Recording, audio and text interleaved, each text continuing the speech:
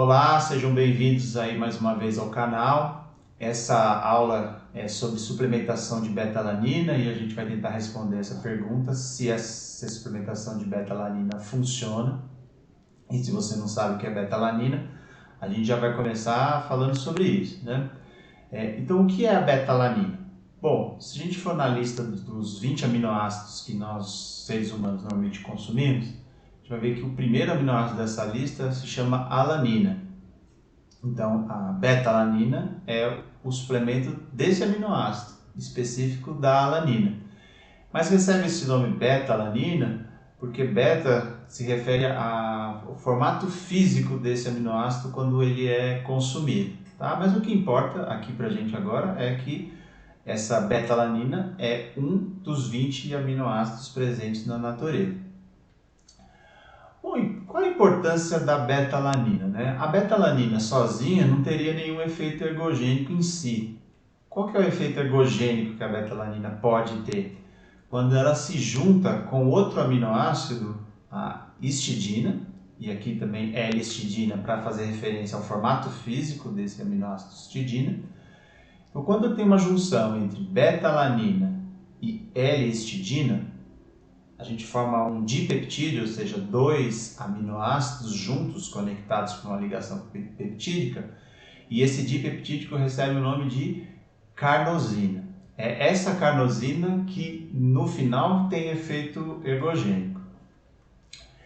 E qual é a importância da carnosina? A resposta para essa pergunta é que a carnosina ela é um tamponante muscular. A gente já vai falar aqui o que é ser um tamponante muscular. Então aqui eu botei duas fotos para representar o músculo quando ele está em repouso e o músculo quando ele está sob exercício intenso, exercício que tem a participação do sistema glicolítico, com acúmulo de lactato e alta acidose intracelular. Então em repouso o nosso músculo libera alguns íons de hidrogênio, mas numa quantidade bem pequena. Durante o exercício intenso, essa liberação de íons de hidrogênio aumenta substancialmente. Por quê? Porque aumenta o sistema glicolítico, ou seja, a produção de lactato e geração de íons de hidrogênio. E o que esse excesso de hidrogênio pode causar? Bom, um aumento na concentração de hidrogênio significa a mesma coisa de dizer que vai haver uma redução do pH intramuscular. Toda vez que o pH intramuscular cai muito, isso está associado com um alto grau de fadiga nesse músculo que está com um pH baixo. Então, a gente pode se dizer que muito hidrogênio diminui o pH, o que leva à fadiga. E onde que a carnosina entra nessa história toda, né? A carnosina é um tamponante desses íons de hidrogênio. Então, se a gente olhar nessa foto A aqui, a gente vai ver, bom, durante o exercício intenso, uso o glicogênio, produzo lactato, produzo hidrogênio. A própria degradação do ATP também gera hidrogênio. Então, eu vou ter um acúmulo de hidrogênio nesse músculo esquelético. Aqui, nessa foto, tem a carnosina, né? E essa carnosina, né, que é a junção de beta-alanina com L-histidina, ela tem um chamado anel imidazólico. Esse anel imidazólico da carnosina, que é parte do aminoácido L-histidina, ele tem uma potente ação tamponante. Então, cada molécula de carnosina vai ter capacidade de neutralizar um íon hidrogênio. Então, se eu tenho aqui uma molécula de carnosina, ela pega um hidrogênio. Se eu tiver outra molécula de carnosina aqui, ela vai pegar outro íon hidrogênio. Então, conforme eu tiver mais carnosina no músculo, eu vou conseguir neutralizar melhor esses íons hidrogênios produzidos durante o exercício. Ou seja, eu vou evitar aquela queda acentuada no pH, ou vou atrasar essa queda, pelo menos, né? Bom, então, a gente vai abandonando um pouco a beta-alanina e vai falando de carnosina, onde obter carnosina, né? Então, as principais fontes são carnes e peixes. Quando a gente consome, então, carne e peixe, isso vai chegar aqui no lúmen intestinal, depois de passar pelo processo de digestão. E aí a carnosina ela vai ser absorvida para a corrente sanguínea E aí pode acontecer duas coisas. A carnosina pode passar intactamente pelos enterócitos, ou seja, as células do intestino, pode cruzar essa barreira até o sangue de forma intacta. E no sangue ela vai ser separada em beta-alanina e L-histidina. Ou ela pode passar para dentro dos enterócitos e dentro dos próprios enterócitos ser clivada aí em histidina e beta-alanina. E aí depois dos enterócitos para o sangue, os dois aminoácidos já saem de forma separada. Independente se vai até a corrente sanguínea intacta ou vai ser separada no próprio enterócito, o que o músculo esquelético vai captar? Ele vai captar os aminoácidos separados. Então vai entrar no músculo histidina por um transportador e beta-alanina por outro transportador. Então o que o músculo capta no fim são os dois aminoácidos separados. Dentro do músculo existe uma enzima chamada carnosina sintase, carnosina, referência à formação de carnosina, e sintase, a síntese de carnosina, né? Que vai juntar esses dois aminoácidos, histidina e beta-alanina, para formar então a carnosina intramuscular. Mas então, se o importante é a carnosina, ou seja, se o importante é formar a carnosina e a carnosina que neutraliza os íons hidrogênios, por que não suplementar com carnosina? Ou por que não suplementar beta-alanina e histidina junto, né?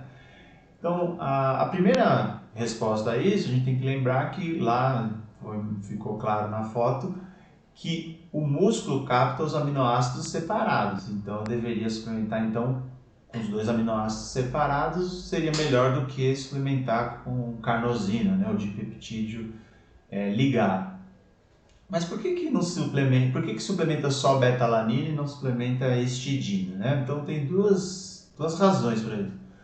A primeira é que essa enzima que eu falei, carnosina sintase, que vai juntar a beta-alanina com a histidina dentro do músculo para formar a carnosina, ela tem mais afinidade pela histidina. Então significa dizer que não precisa ter tanta histidina para que essa enzima atue. Então, pequenas concentrações de histidina são suficientes para a enzima ativar e formar carnosina. Então, não teria necessidade de suplementar a histidina por essa razão.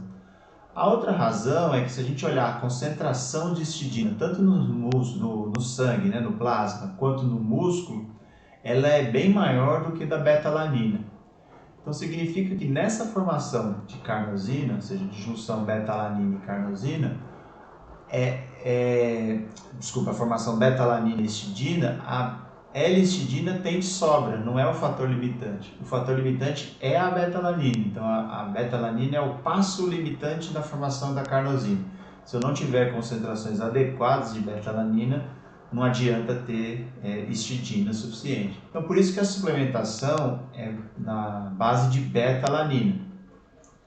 Mas o produto final que a gente deseja é a formação de carnosina.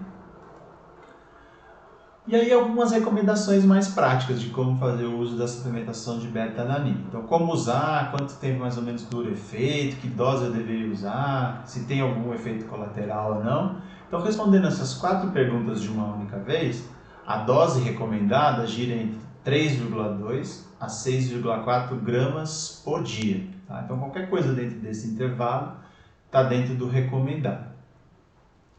O que se recomenda é que você não tome de uma vez essa dose num dia, que você divida entre 4, 6 doses diárias.